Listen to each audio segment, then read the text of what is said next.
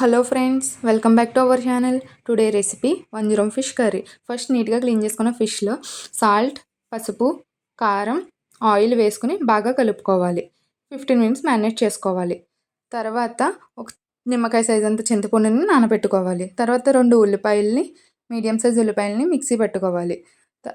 Stove on చేసుకుని కడాయి పెట్టుకుని 4 spoons oil వేసుకుని హీట్ అయ్యాక జీలకర్ర, పేస్ట్ చేసుకున్న ఆనియన్స్ వేసుకుని బాగా ఫ్రై అవనివ్వాలి.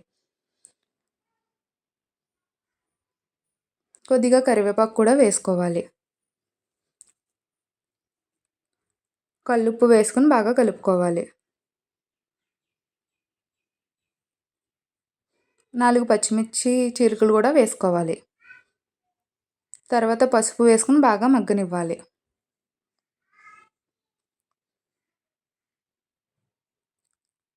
ఇలా మగ్గిన తర్వాత అల్లం వెల్లుల్లి పేస్ట్ వేసుకుని బాగా కలుపుకోవాలి. మూత పెట్టి మగ్గనివ్వాలి. తర్వాత 2 మీడియం సైజ్ టమాటోస్ని వేసుకుని బాగా కలుపుకోవాలి. ఇవి కూడా బాగా మగ్గాలి. 1 స్పూన్ గరం మసాలా వేసుకుని బాగా కలుపుకోవాలి. మూత పెట్టి మగ్గనివ్వాలి.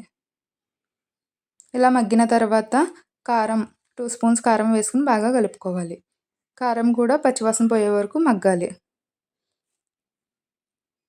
ఇలా మగ్గిన తర్వాత నానబెట్టుకున్న చింతపండు రసాన్ని వేసుకోవాలి. ఆ చింతపండు రసం బాగా మరగాలి.